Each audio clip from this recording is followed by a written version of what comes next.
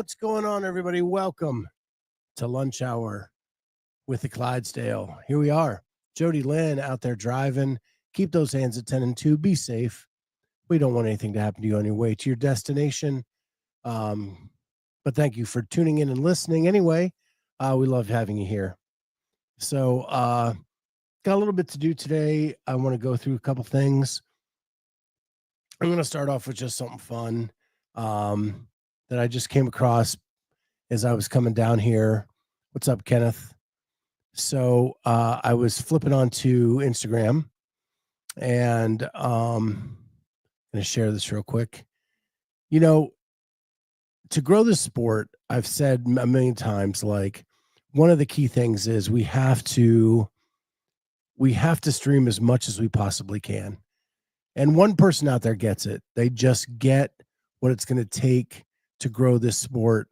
And so I'm going to share this real quick because this person totally gets what has to happen to grow the sport. And he has grown his following so much in the last couple of years because he totally gets it. So here we go. Today, 2 o'clock Central Time, I'll be at CrossFit Teo doing one of the Northern California Classic online qualifiers live on the Savant Podcast. Catch me if you can. All right. Today, 2 o'clock Central Time, I'll be. Colt Mertens gets it. He just gets it. He knows that if he allows us to get a peek at what his qualifier is going to be like and come in and take a peek at that, whether you live locally and you can go to CrossFit Teo, or if you don't live near him and pop onto the Savant Podcast and watch his qualifying workout, we get to take a peek into what his training, his life, what it's like to be a professional athlete in this space.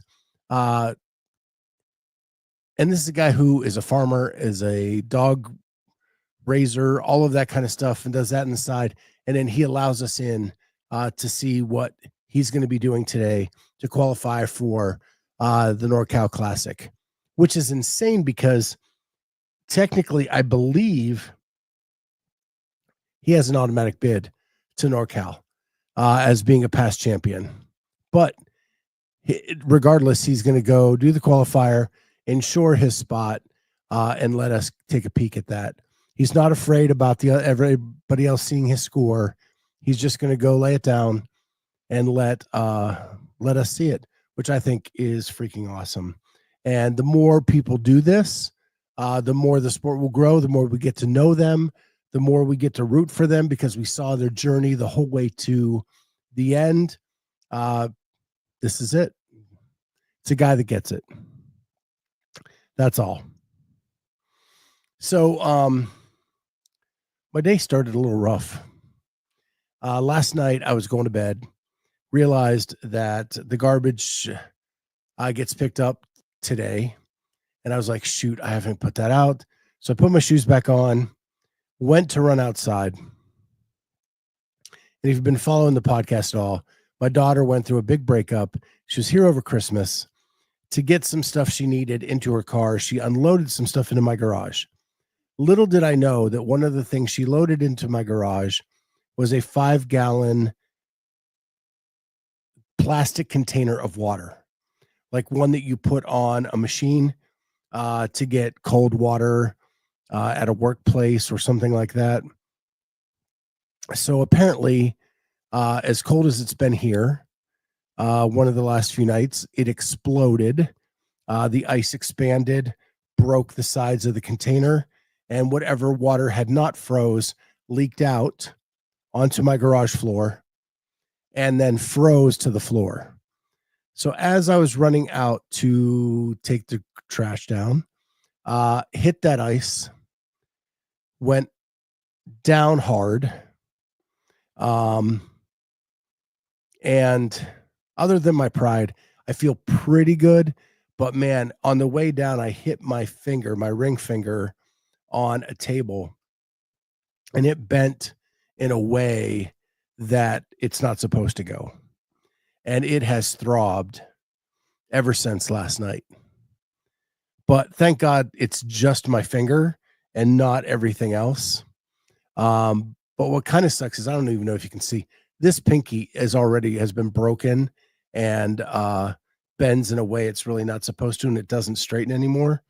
And then now the ring finger and the knuckle, it went sideways. So hopefully it heals where I can still have some use for it and I can bend it a little, but I can't curl it up yet. Um, but anyway, got the trash out. They came and picked it up, went down, brought the thing in today, but there's still ice. We're supposed to get up to 40 today. I'm hoping that thaws and that I can like squeegee it out. And yeah. And so because once I went down, like I couldn't even get back up. Like I was just slipping and sliding. I had to crawl off of the ice and then get myself up. Oh, what a way. Kenneth, oh dang, fun surprise. Oh, it was a surprise. And then my wife heard me go down, but she is just had knee replacement surgery, so she couldn't even get up to see if I was okay. She was all ready to call 911 if she didn't hear me move or any kind of signs of life. So we had that going on. Lana, Scott, you have the worst luck. Yeah, I do. I'm a pretty lucky guy though. Like I have some weird things happen to me, injury wise, body wise, but for the most part, I'm a lucky guy. I love where I'm at. I love what I do. So couldn't be happier about that. But there are these little hurdles that I have to overcome in life. And I guess that makes me who I am today. So, yeah. I wanted to do a quick weekly recap. This week we had Top 5 Tuesday, where we talked about the people we would love to have a drink with in the CrossFit space. We had a couple late additions to that. One of those was Kelsey Keel, which I talked about maybe on yesterday's show and maybe the day before. And then just got another late addition that people said Cara Saunders. Cara Saunders is one that was left off the list that Corey and I put together. But that person in the comments felt like she would be a really fun person to have a drink with. So, and I don't disagree. I think that would be fun, especially now that she has kids and she's in a happier headspace. I think she'd be a fun person to have a drink with for sure.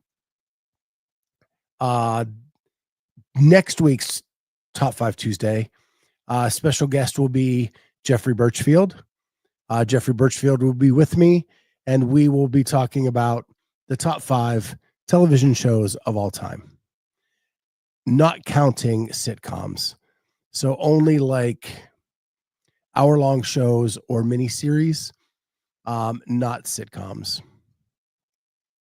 So Jay Birch will be with me for that, and we will count those down next Tuesday. So you may want to get those in mind so you can debate us on what our top 5 were. And I don't know what his are. All we do is we say a topic and we tell them to each other live on the air. So neither one of us know what we have before we get here. And if you have any ideas for topics for Top 5 Tuesday, throw them in the comments. Love to hear from you. I'd like to do like every other one being CrossFit related to non-CrossFit related and back and forth as we go. So the next one I'm looking for is a CrossFit related Top 5 Tuesday. If you could shoot me one, that'd be awesome. And speaking of CrossFit related top 5s, this was just off the cuff. Yesterday on the roundtable, we talked about the top 5 hairdos and the worst hairdos of all time in the CrossFit space. That was a fun countdown. We've gotten some comments on that. If you didn't hear that, it was a lot of fun to do, and surprisingly easy to come up with hairstyles that we liked and hairstyles we didn't like. So G Reed says best dressed for CrossFit. Okay. That sounds cool. So you're talking about off of the floor, because most of them have to be in some kind of uniform on the floor. They have to wear, but I could see like fashion trends, something like that. Yeah, we can work with that. Top 5 open workouts is a fun topic. That would be a fun one too, Pat. Yep. Okay, thanks for the suggestions. Keep them coming, and we'll come up with one. But this next one will be top 5 television shows of all time with Jay Birch next week. And then I'll grab another one of you all to join me the following week for our CrossFit based one. This Sunday night, we're going to preview Wadapalooza. Caroline, Jamie, and I will break down all the workouts that have been released, who that favors, who it doesn't, and we'll make our picks on who will do the best at Wadapalooza in both the individual and team aspects, plus anything else CrossFit related that comes up over the weekend. We'll talk about that there. So join us for that. Real quick, I'm going to go through this week's NFL games and give you my picks for the weekend. It's a jam-packed, semifinal weekend, maybe? We're to the final, to the final 8 teams to determine the conference championships next weekend, and then the Super Bowl after that. We start Saturday at 4:30 with Texans at Chiefs. The Chiefs are favored by 8. I would go with the Chiefs on this to win outright, but I think the Texans are going to cover. I think it's going to be closer than people think. So I think Texans to cover and Chiefs to win. Then Saturday night, we have the Washington Commanders at the Lions. Commanders are getting 9.5 points. I think the Lions getting back David Montgomery is going to make them a clear-cut favorite. I think the Jaden Daniels rookie season comes to an end, and the Lions put them away pretty early. I even think the Lions are going to cover on this one. The Commanders have played great, but beating Tampa Bay is not beating the Lions. So we're going to pick the Lions to cover and to outright win Saturday night. Then on Sunday, early game, we have Rams at Eagles. Rams are getting 6.5 points. And this is the one I just don't know. I think the Eagles are going to win, but I do think the Rams will make it close. So Eagles to win outright. I'll take the 6.5 and go with the Rams on the line. And then the final game of the weekend is Ravens at Bills, the matchup of the two people contending for the MVP, Lamar Jackson and Josh Allen. This is only a 1-point spread. The Bills are getting 1 point at home, which is just insane. I am going to take the Bills to win and give me the point too, because I think they're going to win. I just think it's Josh Allen's year in the AFC, and I have a feeling he's going to make it all the way to the Super Bowl. So give me the Bills and the point, but I think they're going to win outright as well. So recap: Chiefs to win, but they're not going to cover. Lions to win, they will cover. Eagles to win, but they will not cover. And the Bills, give me the point, and I'll pick the underdog and take them to win outright. So those are my picks for the weekend. It's going to be a fun weekend of NFL football, fun to watch. A lot of exciting storylines in here. So we have that. The other thing I wanted to talk about, and this came to mind a couple nights ago. I was watching, I think it was Sevon Live, from wherever they were at the Broken Science Initiative. And someone had brought up that Christy Aramo O'Connell had bought followers on YouTube hired an agency to do so. I I don't know how people figure this out. I've looked at some of the stuff that Hiller uses to see like followers that they gain and lose in a given time frame, and you can tell like when they're big chunks, they're probably buying them. But I just don't have the time to go through all of that. One, I will say, um, Kenneth is like, I've been waiting for my reaction on this. Uh, and Judy says, I don't believe it or I refuse to. Yeah, so I'm going to tell you my own story because I don't think it's as simple as you buy followers or you don't buy followers. So back about 3.5, 4 years ago, we've been around for 5 years. About 3.5 years ago, I was approached by a guy saying that he was a podcast marketer and that he could help us market our podcast. And one of the reasons we didn't think we were growing much at the time is like everybody else in the space had an existing name in the space. They had created that early on, and we were kind of later to the game. And so it was really hard not being a former athlete or anything like that, just working as a volunteer and stuff like that. We were really big like inside the space, but we couldn't get outside to like spectator fan people like that. So we had a talk with him. We did a lot of we sent photos of stuff we were doing. We sent screenshots of people we had on as guests, and then he was going to do all this marketing and also do some search engine optimization for us. So we paid him to do this. Our followers went up, our subscribers went up, all of that stuff. But then we noticed that none of them were from here in the United States. They were from the Ukraine and Russia and Eastern Bloc countries. And so immediately we were like, this is not marketing. They're just grabbing people or using bots or something to give us stuff. And so we nixed that really quick.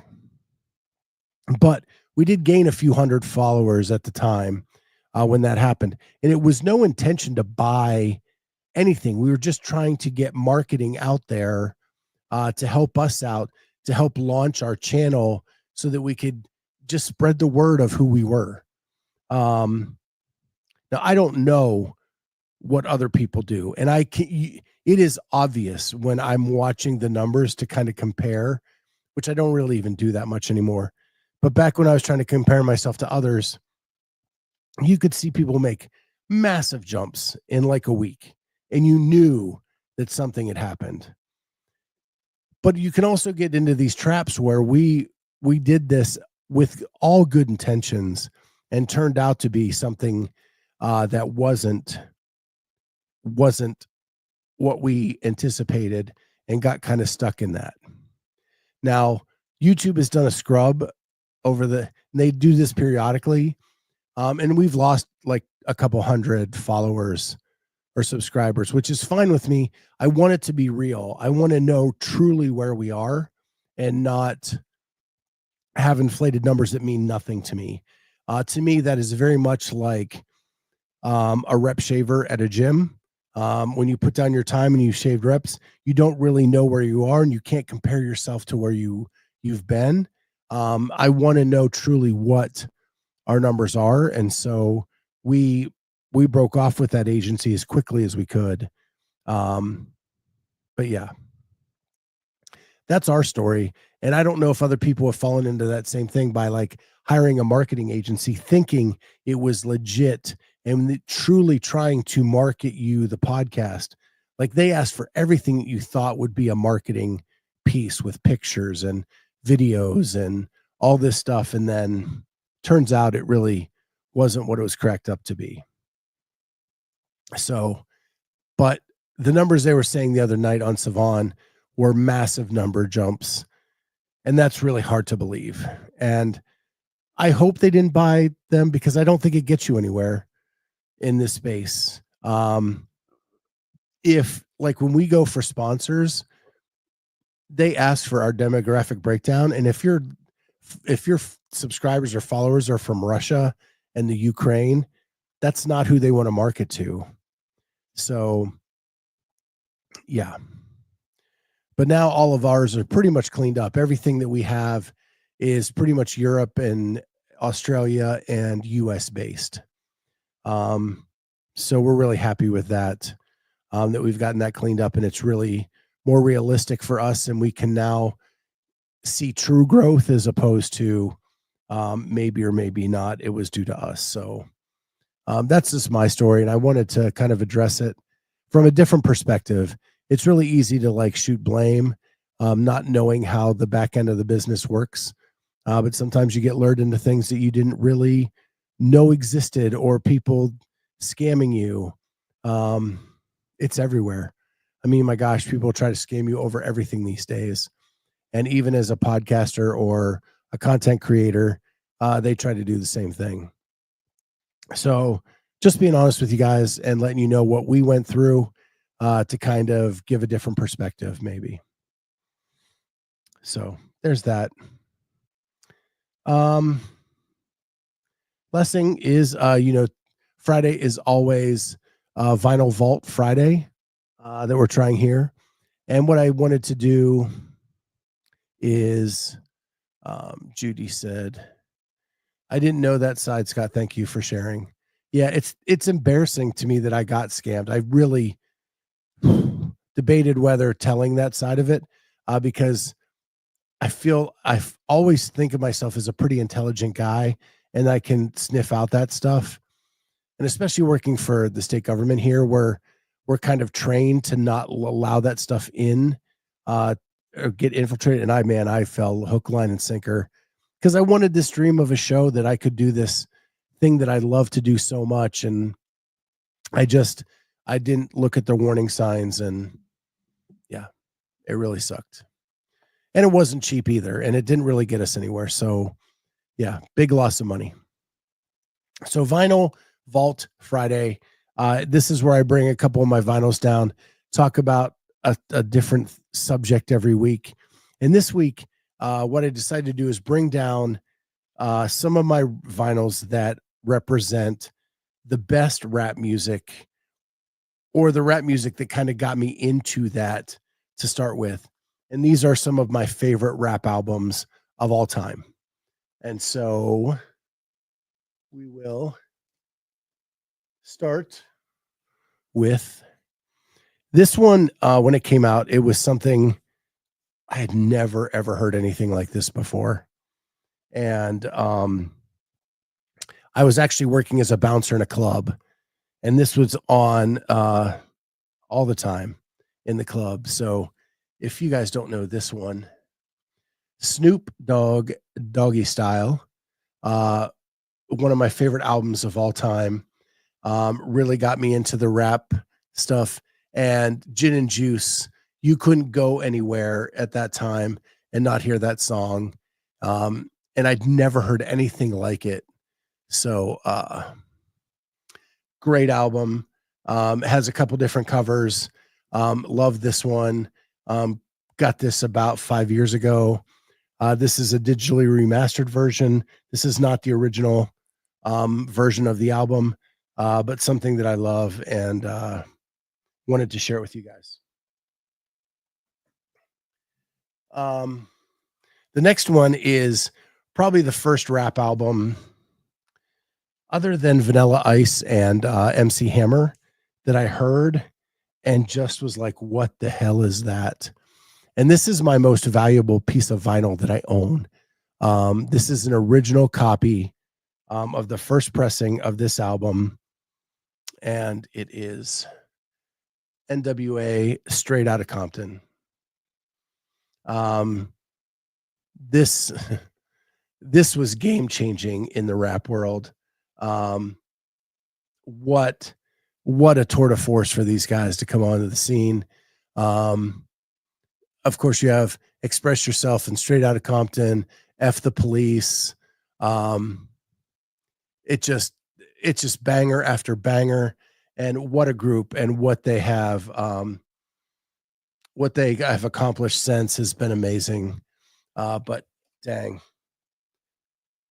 Dr. Dre and Ice Cube have gone on to do amazing things. Uh, Regretfully, we've lost Easy E, but dang that, and yeah, this piece is probably worth $600 to $700, and it's the most valuable piece of vinyl that I own in my collection. So, still plays great. Thank goodness nobody scratched it or did the with it. But yeah. Then all of these are so unique.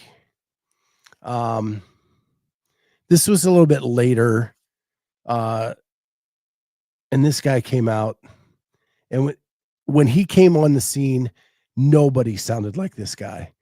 This guy was rhyming with the middle of words. It's just amazing. So I had a couple to choose from. I picked this one. This is Eminem Curtain Call. This is his greatest hits from like the first half of his career.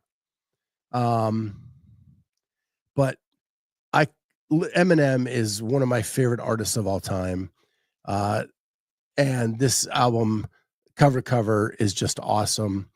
But it has a lot of his big hits on it. With Stan, My Name Is, The Way I Am, Lose Yourself,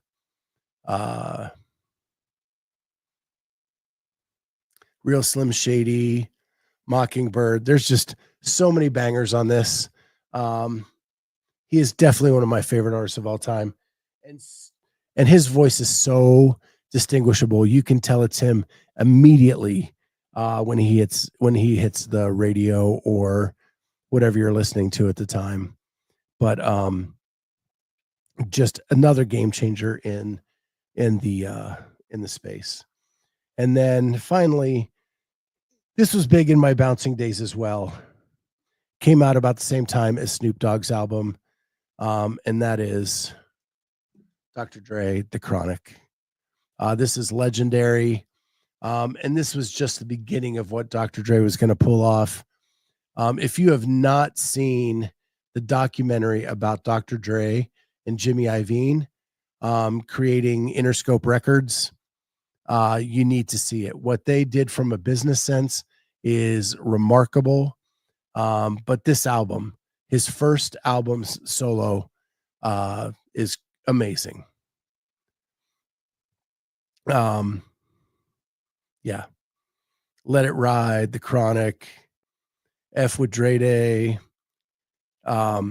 This thing is freaking awesome. I actually had a special edition of this, but came across a really big Dre fan and gave that to them as a Christmas gift, and then just went with the regular version for myself. But yeah, so those are like the 4 albums in my collection that represent kind of my favorite rap artists. And really, it's just like I still listen to some today, but those are the guys that got me into it. Dre and Snoop, when I was bouncing in the club, that was playing all the time. Before that, I found NWA, and that was being played at parties all the time in college, and that's where I got to know that. And then Eminem later on, when he hit the scene, it just was like nothing else I'd ever heard of, and amazing. And he still is amazing today. So that is my vinyl vault Friday. Kenneth I'm starting to get in this new country rap guy, Shabuzi. Shabuzi's good. I've used him in a couple reels lately. His stuff is really, really good. It's amazing where music goes, right? Like, who would have said 25 years ago that you would have rap country? Little Nas X and Shabuzi and all this stuff, and here we are. Like, it's some of the most popular stuff out there. Pretty amazing.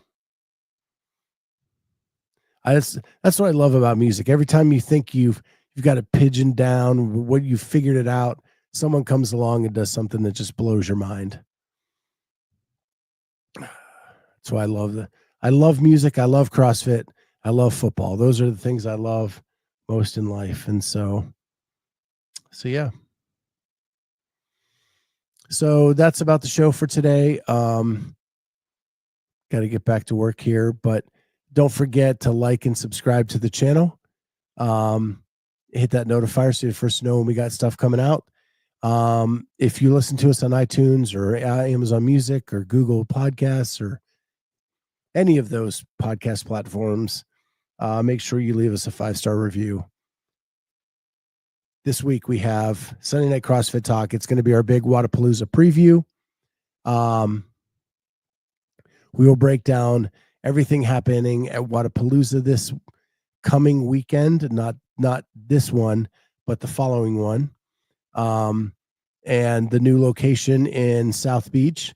I have some people down there shooting for me again this year. So we should have some stuff up on our socials throughout the weekend, live from there. And then we'll break down the men and the women and the teams on Sunday night CrossFit Talk with Carolyn and Jamie. We'll talk about the video that Carolyn put out of her kipping reverse burpee box jump overs. See how that goes. She's gotten a lot of feedback on that. Yes, I have a long weekend. It is MLK Day on Monday, so I have Monday off. I'll still do a lunch with the Clydesdale then, and I'll preview the college football game that night, which is Ohio State and Notre Dame. And we'll see how my picks were for the NFL, and we'll recap anything from the Sunday night show that we need to for that. We're also Sunday night going to have Ask Carolyn and Jamie time, where you guys can just ask them any questions about the upcoming season, about training, about anything they have going on in their lives. They're going to open up and talk about that as well. With that, I think that's pretty much everything. If you haven't caught the Hattie Canyo video from this week, please check that out. It was a great interview. We start talking about the wildfires, and we talk about her experience as a rookie at the games, and then getting ready for the off season, and now trying to get geared up and figuring out what she's going to do throughout this season in 2025. So, yeah. So Judy, we get Monday off to watch the Buckeyes play. Yeah. I would prefer getting Tuesday off if I was a Buckeye fan, because that way I don't have to get up early after the game. I'm at an age now where I prefer the afternoon games as opposed to the night games, because then I get more sleep. Well, with that, guys, I need to get back to work. So time for all you hooligans to do the same. And we'll see you next time on Nut Up or Shut Up. Nope, not Nut Up or Shut Up, but the Clydesdale lunch hour. Lunch with the Clydesdale. Next time, guys. See you all then. Bye.